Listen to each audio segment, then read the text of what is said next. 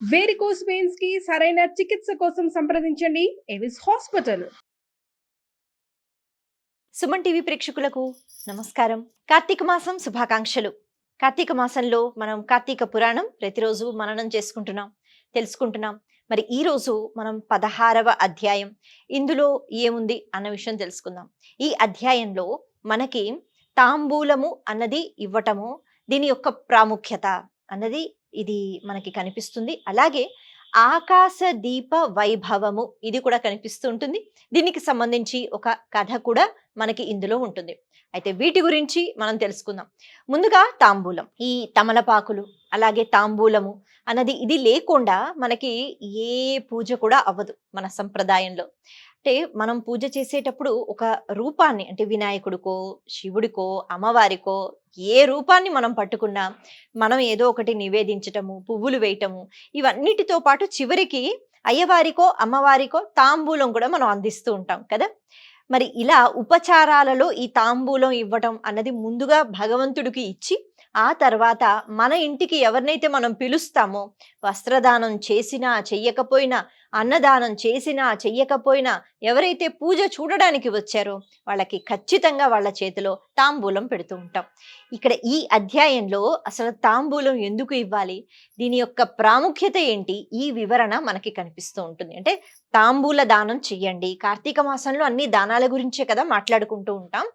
ఈ క్రమంలో మనము ముత్తైదువుల్ని పిలిచో, లేకపోతే బ్రాహ్మణులకో, లేకపోతే ఇంటికి వచ్చిన ప్రతి ఒక్కరికి, ఇది వరకు పద్ధతి ఎలా ఉంటూ ఉండేది అంటే, ఇంటికి ఎవరు వస్తే మనం తాంబూలం అంటే కేవలం ఆడవాళ్ళకే ఇవ్వాలి అని అనుకుంటూ ఉంటాం, లేకపోతే అర్చక స్వాములకు పూజారులకు వాళ్ళకి మాత్రమే అని అనుకుంటాం. కానీ అలా కాదు. తాంబూలం అన్నది ఇంటికి ఎవరైనా అతిథులు వస్తే వాళ్ళందరికీ తాంబూలం ఇస్తూ ఉండేవారనమాట, వాళ్ళు వెళ్ళిపోక ముందు. ఇది ఆచారంగా ఉంటూ ఉండేది. పూజ చేశామా లేదా సంబంధం లేదు, ఎవరైనా ఇంటికి వస్తే, అంటే ఈ తమలపాకులు ప్రతిరోజు మన ఇంట్లో ఎలా అయితే బియ్యము పప్పులు కూరలు ఉంటాయో అలాగే ఇవి కూడా ఉంటూ ఉండేవి. ఎవరైనా వచ్చి వెళ్ళారా, వాళ్ళకి చక్కగా స్త్రీలు అయితే బొట్టు పెట్టి తాంబూలం ఇవ్వటం, మగవాళ్ళైతే చక్కగా తాంబూలం ఇవ్వటం, ఇది అలవాటు ఉండేది. అయితే ఈ తాంబూలం వెనక రహస్యం ఏమిటి? ఒకటి, తమలపాకులు అంటే విశేషమైన ఔషధీ గుణాలు అందులో ఉంటాయి. దాని గురించి మనం మాట్లాడుకోవాలి అంటే అది పూర్తిగా వేరే కథ అయిపోతుంది. కార్తీక పురాణం గురించి కదా మనం మాట్లాడుకుంటున్నాం. కాబట్టి ఈ తమలపాకుల్లో దాగి ఉన్న ఆరోగ్య తత్వం ఏదైతే ఉంటుందో, ఇది కేవలం నాకు ఆరోగ్యం అని కాకుండా, నేను ఈ తాంబూలంలో తమలపాకులు ఇవ్వడం ద్వారా వాళ్ళు అది స్వీకరిస్తారు, అంటే సేవిస్తారు, తింటారు. కాబట్టి వాళ్ళకి కూడా చక్కని ఆరోగ్యం. ముఖ్యంగా అప్పటి రోజుల్లో ప్రతి ఒక్కరు ఇంట్లో భోజనం చేసిన తర్వాత తాంబూలం వేసుకుంటూ ఉండేవారు. ఇంకా చెప్పాలి అంటే స్త్రీ మంగళత్వం కోసం, శుభం కోసం ఖచ్చితంగా తాంబూలం వేసుకోవాలి అని కూడా అంటూ ఉంటారు. ఎందుకు అంటే శుభము మంగళత్వము ఎప్పుడు ఉంటుంది ఆ ఇంట్లో, అన్ని చక్కగా సక్రమంగా జరుగుతున్నప్పుడు. అలా జరగాలి అంటే ఆ ఇంట్లో స్త్రీయే కదా కారణం అన్ని పనులు చేయటానికి. ఇప్పుడంటే పనులు అందరూ పంచుకుంటున్నారు, కానీ అప్పుడు ఆ ఇంటి ఇల్లాలు మాత్రమే అన్నిటి గురించి చాలా జాగ్రత్తగా చూసుకుంటూ ఉండేది. అటువంటి ఇల్లాలు యొక్క ఆరోగ్యం బాగుండాలి, జీర్ణ వ్యవస్థ బాగుండాలి, తినే పదార్థాలు ఏవైతే ఉన్నాయో చక్కగా జీర్ణం కావాలి, ఆరోగ్యం రావాలి. ఆరోగ్యం స్త్రీకి చాలా ముఖ్యం. ఎందుకు అంటే సంతానం కోసం, ఆ తర్వాత ఇంటిని నడపడం కోసం తాను ఎప్పుడూ ఆరోగ్యంగా ఉండాలి కదా. అందుకే ప్రతి ఒక్కరూ వేసుకుంటూ ఉండేవారు. స్త్రీలు ఖచ్చితంగా వేసుకోవాలి అనే ఒక పద్ధతి కూడా ఉంటూ ఉండేది. ఇప్పుడు ఇవన్నీ మనకి కనిపించట్లేదు. ఎక్కడో మనం పెళ్ళిళ్ళకి వెళ్ళినప్పుడు అక్కడ తాంబూలం పెడుతున్నప్పుడు అది మనం తీసుకుని తింటున్నాం. సరే, అయితే ఇలా ఆరోగ్య రహస్యాలు తమలపాకుల్లో ఉన్నాయి. ఇది కాకుండా ముఖ్యమైన విషయం ఏమిటి అంటే, అవతల వాళ్ళకి విశేషమైన గౌరవాన్ని మనం ఇస్తున్నాము అని చెప్పటానికి తాంబూలం ఇచ్చి సత్కరించటం అన్నది సనాతన ధర్మం మనకి నేర్పించింది. సత్కరించాలి అంటే శాలువులు కప్పాలా, వాళ్ళకి ఏవైనా బట్టలు కొని ఇవ్వాలా, అందరికీ ఆ స్తోమత ఉంటుంది ఉండదు. కాబట్టి ఈ తాంబూలంతో పాటు మనం ఇవ్వాలి అనుకుంటే ఏమైనా ఇవ్వచ్చు. కానీ తాంబూలం ఇచ్చాము అంటే ఇంటికి ఎవరైతే వచ్చారో, అంటారు కదా అతిథి దేవో భవ అనే మాట వింటూ ఉంటాం. కాబట్టి ఇంటికి వచ్చిన వాళ్ళు అతిథులు మనకి భగవంతుడితో సమానం. భగవంతుడు వస్తే ఎంత ఇష్టంగా చూసుకుంటాం, ఇష్టంగానే చూసుకుంటాం. అలాగే చూసుకోవాలి అనే భావన. కాబట్టి వాళ్ళు చాలా ఎక్కువ, వాళ్ళంటే మనకి చాలా గౌరవం, వాళ్ళ స్థానం విశేషంగా మన హృదయంలో ఉంది అని చెప్పడానికి, వాళ్ళని గౌరవించటానికి తాంబూలం ఇచ్చి గౌరవిస్తున్నాం అనమాట. ఇది దానిలో దాగి ఉన్న అంతరార్థము. అంటే ఆరోగ్యంతో పాటు మనం ఇది కూడా తెలుసుకోవాలి. అలా తాంబూలం ఇవ్వడం, అలాగే భగవంతుడికి కూడా పూజ చేసిన తర్వాత తాంబూలం ఇస్తున్నాం. అంటే విశేషమైన గౌరవాన్ని, మన మనసులో ఉన్న గౌరవాన్ని మనం వ్యక్తపరుచుకుంటున్నాం. స్వామి ఇంత గౌరవం నువ్వంటే, ఇంత ఇష్టం అని తాంబూలం ఇచ్చేవారు. ఇది తాంబూల దానం అంటే సరే 3 ఆకులు పెట్టే ఎవరికైనా ఇచ్చేయాలి అన్నది కాదు. గౌరవాన్ని ఇవ్వటం అంటే ఏమిటి? మళ్ళీ ఒకటే విషయం మనం చెప్పుకోవాలి. ప్రతి ఒక్క జీవిలో పరమాత్మ ఉన్నాడు. విశేషమైన గౌరవాన్ని అందరికీ ఇవ్వాలి. దానికి మతంతో గాని, లేకపోతే స్థాయితో, మనిషి స్థాయితో గాని సంబంధం లేదు. అందరూ ఒకటే. అందరినీ మనం గౌరవించాలి అనే భావనతో ఇంటికి ఎవరైతే వస్తారో వాళ్ళందరికీ తాంబూలం ఇవ్వండి అన్నారు. అది కేవలం తినేళ్ళిపోతారు అన్నట్టుగా కాకుండా వాళ్ళకి గౌరవాన్ని ఇవ్వండి. ఇంటికి ఎవరు వచ్చినా వాళ్ళకి గౌరవాన్ని ఇవ్వండి. స్థాయి ముఖ్యం కాదు. మనిషిగా ఎదగాలి అంటే అవతల వాళ్ళను, పరమాత్మను చూడగలగాలి అనే చక్కని భావన ఈ తాంబూలం ఇవ్వండి అన్న దానిలో దాగి ఉంది. ఇక మనం ఆలోచించుకోవాలి, ఎన్నిసార్లు మనం తాంబూలం ఇచ్చాం, ఎటువంటి భావనతో ఇవ్వాలి అని. అయితే దీంతో పాటు ఇంకొక కథ కూడా మనకి కనిపిస్తూ ఉంటుంది ఈ 16వ అధ్యాయంలో. మరి ఏంటా కథ అంటే, ఒకానొక సమయంలో మతంగ మహర్షి ఆశ్రమం దగ్గర ఒక వైష్ణవ ఆలయం ఉండేది. ఆ ఆలయం కూడా కొద్దిగా శిథిలావస్థలో ఉన్నప్పుడు ఈ ఆశ్రమానికి ఎంతో మంది మునులు, ఋషులు వీళ్ళందరూ వస్తూ ఉండేవారు. వీళ్ళందరూ వచ్చిన తర్వాత వాళ్ళందరూ చక్కగా పురాణ కాలక్షేపం చేస్తూ ఉండేవారు. అంటే పురాణ పఠనం చేస్తూ ఉండేవారు. ఎవరికి ఏ విషయం తెలుసో చెప్పుకుంటూ ఉండేవారు. యజ్ఞాలు చేసుకుంటూ ఉండేవారు, హోమాలు చేసుకుంటూ ఉండేవారు. అన్నీ కూడా మంచి కర్మలే. కార్తీక మాసం వచ్చింది. కార్తీక మాసం కాబట్టి పక్కనే వైష్ణవ ఆలయం ఉంది కదా, దాన్ని చక్కగా శుభ్రపరిచి అక్కడ ఎన్నో దీపాలు వెలిగించడం, అక్కడ పూజా కార్యక్రమాలు చేసుకోవటం, ఇవన్నీ చేస్తున్నారట. అయితే ఈ క్రమంలో కార్తీక మాసం అన్న వెంటనే ఆకాశ దీపం అనే మాట మనకి వినిపిస్తూ ఉంటుంది. పాడ్యమి రోజే, అంటే మొట్టమొదటి రోజే ఆలయాలలో అయితే ధ్వజస్తంభం ఏదైతే ఉంటుందో దానికి పై స్థాయిలో దీపం పెడతారు. రంధ్రాలు ఉన్న ఒక పాత్ర తీసుకుని, అంటే అందులో ప్రమిద పెట్టి ఆవు నెయ్యి వేసి దీపం వెలిగించి దాన్ని తాడుతో కట్టి పైకి లాగుతారు. మనకి తెలుసు ఆకాశ దీపం అంటే ప్రతి ఆలయంలో మాసం అంతా 30 రోజులు కూడా ఆ దీపం ఆరిపోకుండా చూసుకోవటం. అంటే ఆ రోజుకి మళ్ళీ దాన్ని కిందకి లాగటం, మళ్ళీ దీపం వెలిగించటం, పైకి తీసుకుని వెళ్ళటం, ఇది కనిపిస్తూ ఉంటుంది. అయితే ఈ ఆకాశ దీపం వెలిగించాలి అని చెప్పి ఇక్కడ ఉన్న మునులు, ఋషులు ఎవరైతే ఉన్నారో వాళ్ళు అక్కడ ఆ ఆలయం దగ్గర ధ్వజస్తంభం అన్నది అప్పుడు లేదు. కారణం ఏమిటి అంటే ఆలయం శిథిలం అయిపోయింది కదా, అందుకని ఇప్పుడు ఒక స్తంభం లాంటిది కావాలి. కాబట్టి అడవి, అందుకని ఆ అడవిలో ఒక పెద్ద కర్ర లాంటిది ఏదైనా, అంటే వృక్షాలు ఉంటాయిగా, అలాంటిది ఏమైనా తీసుకుని వద్దాం అని అనుకున్నారట. వాళ్ళు అలా వెళ్ళి ఒక పెద్ద కర్ర తీసుకుని వచ్చారు. అంటే వృక్షం లాంటిది, అటువంటిది తీసుకుని వచ్చారు. అది కొంచెం బలంగానే ఉంది. ఇప్పుడు దాని పైకి దీపం పెట్టాలి అని అనుకుంటున్నారు. ఇక్కడ మనం ఇంకొక విషయం కూడా తెలుసుకోవాలి. కార్తీక మాసం అన్న వెంటనే మన ఇంటి బయట దీపాలు పెట్టడం, గుమ్మం దగ్గర దీపాలు పెట్టడం, తులసి కోట దగ్గర దీపాలు పెట్టడం, వీటితో పాటు ఆలయాలకు వెళ్ళి దీపాలు పెట్టడం, ఇవన్నీ వింటూ ఉంటాం కదా. అయితే ఈ దీపాలన్నీ మనం కింద పెడుతూ ఉంటాం. వాతావరణంలో వేడి పెంచటానికి ఇన్ని దీపాలు పెట్టాలి అని మనం చాలాసార్లు చెప్పుకున్నాం. ఈ కార్తీక మాసంలో ఉన్న దీపాలకి ఉన్న వైభవం, లేకపోతే దాని తత్వం అదే అనమాట.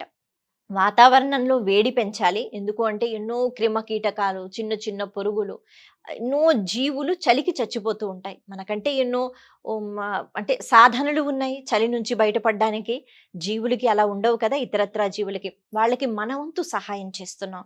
ఆరోగ్యకరమైన వేడి, అందుకే కేవలం ఆవు నెయ్యి లేకపోతే నువ్వుల నూనె, ఈ 2 వేసి మాత్రమే దీపం వెలిగించి త్రయంబక ఆవాహయామి, దామోదర ఆవాహయామి అంటూ విష్ణువుని, శివుణ్ణి దీపంలో పిలిచి కూర్చోబెట్టి ఆ కాంతి భగవంతుని యొక్క అనుగ్రహం అని ఆ దీపం వెలిగినప్పుడు ఆ పొగ ఏదైతే వస్తుందో అది పీల్చుకున్నప్పుడు ఆరోగ్యానికి మంచిది.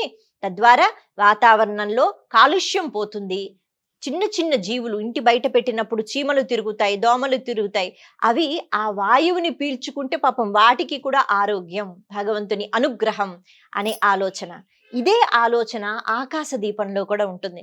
కాకపోతే అక్కడ పై స్థాయిలో పురుగులు ఉంటాయిగా, ఎగురుతూ ఉంటాయి. అలాగే దీపపు పురుగులు ఉంటూ ఉంటాయి. దీపాలు వెలిగించినప్పుడు చుట్టూ తిరుగుతూ ఉంటాయి. దోమలు ఉంటాయి, లేకపోతే పక్షులు ఉంటాయి. ఇలా ఎగిరే పురుగులు ఉంటాయి, ఎగిరే జీవులు ఉంటాయి. అవన్నీ పై స్థాయిలో ఎగురుతూ ఉంటాయి. మనతో పాటు కింద ఉండవుగా. మరి వాటికి కూడా భగవంతుని యొక్క అనుగ్రహం ఇవ్వాలి, దక్కాలి.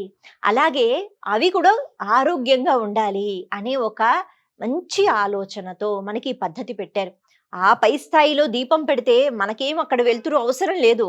అలాగే పైన చీకటిగా ఉంటుంది, వెలుతురు పెడుతున్నాం అన్నది కూడా కాదు. కానీ ఇలా ఈ ఎగిరే పక్షులు, అలాగే పురుగులు, వీటన్నిటికీ భగవంతుని యొక్క అనుగ్రహం. ఎందుకంటే ఆ కాంతి కేవలం వెలుతురు కాదు, అది భగవత్ స్వరూపం అని భావన చేసి వెలిగిస్తున్నాం. ఇంతేనా కాదు, చుట్టూ ఉన్న వృక్షాలు ఏవైతే ఉన్నాయో, పెద్ద పెద్ద వృక్షాలు ఉంటాయి కదా, చిన్న చిన్న మొక్కలు కాదు, అలాంటి వృక్షాలకి కూడా ఈ దీపపు కాంతి తగిలితే భగవంతుని అనుగ్రహం అవి పొంది పుణ్యం చేసుకుంటాయి మన వల్ల అని చెప్పటం. కాబట్టి ఆకాశ దీపంలో అంతటి పరమార్థం అన్నది ఉంది. ఇలా ఈ ఆకాశ దీపం పెట్టడం అందుకే అన్ని ఆలయాల్లో ఉంటుంది. మనం మన ఇళ్లలో పెట్టుకోం, కానీ చాలా ప్రదేశాలలో నేటికి కూడా మేడ మీద నిధినం అయిపోకుండా రంధ్రాలతో ఒక దీపాన్ని కూడా పెడుతూ ఉంటారు. ఎందుకంటే కొంచెం పై స్థాయిలో పెట్టాలి అని. వీలైన వాళ్ళు పెద్ద కర్రపాతి కూడా పెడుతూ ఉంటారు. ఎక్కువగా ఆలయాల్లో కనిపిస్తుంది. ఈ దీపాన్ని పెట్టాలి అని నిర్ణయం తీసుకుని చక్కగా ఒక కర్ర తెచ్చి దానికి దీపం పెట్టారు. ఇలా ఆ దీపం వెలిగించి పైకి లాగి పెట్టారో లేదో, ఆ కర్ర ఏదైతే ఉందో అప్పటి వరకు అది బలంగానే ఉంది, కానీ ఉన్నట్టుండి అది అలాగ పెళ్ళుమని విరిగిపోయిందట. అది పగిలిపోయింది. పగిలిపోయిన వెంటనే అందరూ ఆశ్చర్యపోయారు. ఇదేంటిది? దాని మీద ఎవరు ఎక్కి కూర్చోలేదు, ఏమీ చెయ్యలేదు. అలా ఎలా పగిలిపోయింది? దీపం వెలిగించిన వెంటనే అనుకుంటున్నారు. ఈలోపు పగిలిపోయిన ఆ కర్ర నుంచి ఒక వ్యక్తి బయటకు వచ్చాడు. ఆయన అటు ఇటు చూస్తున్నట్ట. చూసిన తర్వాత చుట్టూ ఋషులు మునులు ఉన్నారుగా, వాళ్ళందరికీ ముందుగా భక్తితో నమస్కారం చేసుకున్నాడు. ఎందుకు అంటే ఇప్పటి వరకు ఆ కర్ర రూపంలో, అంటే వృక్షం రూపంలో ఉండేవాడు. ఇప్పుడు మనిషి రూపాన్ని ధరించాడు. మురిసిపోయాట.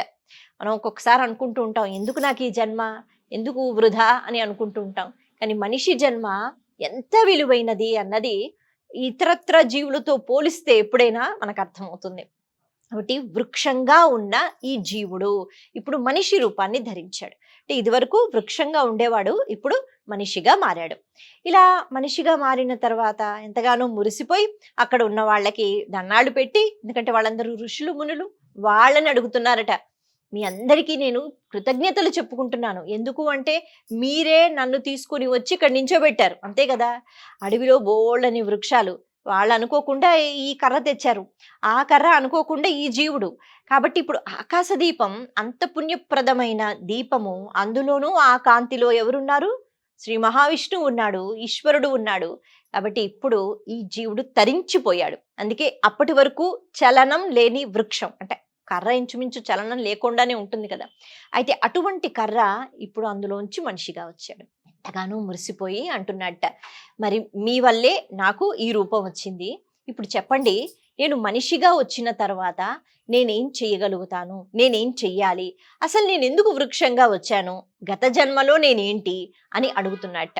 అయితే అక్కడ ఎంతో మంది ఋషులు మునులు ఉన్నారుగా, వాళ్ళందరిలో అంగీరస మహాముని ఆయన అన్నారు, సరే నీ గత జన్మ ఏంటో మేము చెప్తాము. ఎందుకు అలా గత జన్మల గురించి చెప్తారు అంటే, మనకి చెప్తున్నారు ప్రతి ఒక్క కర్మకు లెక్కలుంటాయి, మనం మర్చిపోతాం. మనకి కొద్ది రోజులైతేనే కొన్ని విషయాలు మర్చిపోతూ ఉంటాం. జన్మ జన్మలది ఎక్కడ గుర్తుంటుంది? అసలు గుర్తుండదు. అందుకే మనం ఒక్కొక్కసారి అనుకుంటాం, దేవుడు ఉన్నాడా, లేడు, నాకే ఎందుకు ఇంత కష్టం, ఎదుటివాడు ఎందుకు అంత ఆనందంగా ఉన్నాడు అని నిందలు వేస్తూ ఉంటాం. కానీ ఎప్పుడో చేసుకున్న కర్మల యొక్క ఫలితాలు కదా, ఆ జ్ఞానం మనందరికీ ఉండదు.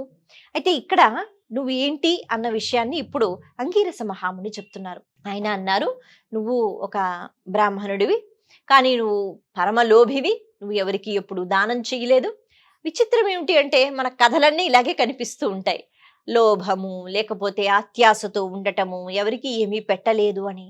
మనకి మన ఆచార వ్యవహారాలలో భగవంతునికి ఎంత కృతజ్ఞతా భావనతో పూజలు చెయ్యాలి అన్న దానితో పాటు ఈ ఇవ్వండి ఇవ్వండి ఇవ్వండి అన్న విషయాన్ని ఎక్కువగా నేర్పిస్తూ ఉంటారు. అందుకే ఒక పూజ చేసినా అన్నదానం చెయ్యాలి, శుభకార్యాలు చేసినా అన్నదానం చెయ్యాలి. నేటికి పెళ్లిళ్ళు అందరినీ పిలిచి మనం భోజనాలు పెడతాం. కాబట్టి ప్రతి దానికి ఏదో ఒకటి ఇవ్వండి అన్నది మనకి అలవాటు చేసింది మన సనాతన ధర్మం. కాబట్టి ఇప్పుడు నువ్వు బ్రాహ్మణుడివి, కానీ నువ్వెప్పుడు తృప్తితో లేవు, నువ్వెప్పుడు లోభంతో ఉంటూ ఉండేవాడివి, అన్ని దాచుకుంటూ ఉండేవాడివి, ఎవరికి ఏమీ ఇవ్వలేదు. అంటే మనిషి జన్మ ఎత్తిన తరువాత నువ్వు దాన్ని సద్వినియోగం చేసుకోలేదు. అందుకే నువ్వు ఇప్పుడు వృక్షంగా మారిపోయావు. వృక్షంగా ఏం చేయగలుగుతావు అనేటట్టుగా అంగీరస మహాముని చెప్తారు. అవునా, సరే. అయితే ఇప్పుడైతే ఈ జన్మ ఇలా అయిపోయింది. మరి ఈ ఆకాశ దీపం వెలిగించటం వల్ల మొత్తానికి నేను పుణ్యాన్ని సంపాదించుకున్నాను, అందుకే నేను మళ్ళీ మనిషిగా వచ్చాను. మురిసిపోయి ఆయన వెళ్ళిపోకుండా అడుగుతున్నారట, ఓ మహాముని, మరి ఇప్పుడు చెప్పండి, మనిషిగా వచ్చాను కదా, నా కర్మలు ఎలా ఉండాలి, నేను ఎలాంటి పనులు చేసుకోవాలి, ఎలాంటి పనులు చేసుకుంటే మళ్ళీ మళ్ళీ ఇలా పుట్టడము, చెట్లను లేకపోతే జీవులను ఇలా కాకుండా ఇప్పుడే కదా ఏది చెయ్యాలన్నా తరించిపోవడానికి, ఇంతకన్నా మించి మళ్ళీ అవకాశం ఉండదు. కాబట్టి నాకు చెప్పండి, ఏం చెయ్యాలి, ఎలా ఉండాలి, మనిషిగా ఎలా ప్రవర్తించాలి. అప్పటి వరకు వృక్షం కదా, తనకి మనిషిగా ఉండవలసిన ఆ విధులు ఏవైతే ఉన్నాయో తెలియదు. మనకి ఈ జన్మే కదా గుర్తుంటుంది, గత జన్మలో నేనేమిటి అన్నది గుర్తుండదు. మరి ఆ జన్మలో తను వృక్షం కాబట్టి మనిషి ధర్మాలేమిటి, మనిషి ఎలా ఉండాలి, మీరు నాకు చెప్పండి, నేను అలా ఉపాసన చేస్తాను అని అడుగుతారు. అడిగితే అంగీరస మహాముని, సరే ఖచ్చితంగా నేను నీకు మనిషి అన్నవాడు ఎలా ఉండాలి అంటే, ఇలాంటి విషయాలు తెలుసుకుంటే మనం అందరం మనుషులమే కదా, మనం ఇలాగే ఉండాలా అని అనుకుంటాం. కానీ మనం అలా ఉండం చాలా సందర్భాలలో. అంటే ఎప్పుడో మనం మనుషుల్లా ప్రవర్తిస్తూ ఉంటాం. చాలా సందర్భాలలో మనిషి అన్నవాడిని ఎలా బ్రతకమని మన వేదం చెప్పిందో, భగవంతుడు ఆలోచిస్తూ ఉంటాడో అలా మనం ఎక్కువగా ఉండం, మనకి నచ్చినట్టుగా ఉంటూ ఉంటాం. అయితే ఈ క్రమంలో మనిషి అన్నవాడు ఎలా ఉండాలి, ఎటువంటి కర్మలు చేయాలి అని ఎన్నో మంచి విషయాలను చెప్తున్నారు అంగీరస మహాముని. మనకి ఈ అధ్యాయంలో ఇంతవరకు ఉంటుంది. ఈ అధ్యాయంలో ముఖ్యంగా తాంబూలం యొక్క మహిమ, అంటే మనం అవతల వాళ్ళని ఎంత గౌరవించాలి, అందరిలో పరమాత్మని చూడాలి అన్న విషయంతో పాటు ఆకాశ దీపం యొక్క మహత్యం, అంటే చేసుకున్న పాపాలు ఏవైతే ఉన్నాయో అవి పోయి చక్కగా మనకి జ్ఞానం వచ్చేటట్టుగా తెలుసుకునే ఒక రూపం వస్తుంది అన్నది కూడా ఇక్కడ మనకి తెలుస్తుంది. తర్వాత అధ్యాయంలో మనం అంగీరస మహాముని ఈ వ్యక్తి పేరు ధనలోభుడు, అది కూడా చెప్పారనమాట ఆయన చూసి. మరి ఈ ధనలోభుడు వేసిన ప్రశ్నలకు ఎటువంటి సమాధానాలు చెప్పారో తర్వాత అధ్యాయంలో మనకి కనిపిస్తుంది. మరొకసారి మీ అందరికీ కార్తీక మాసం శుభాకాంక్షలు. నమస్తే.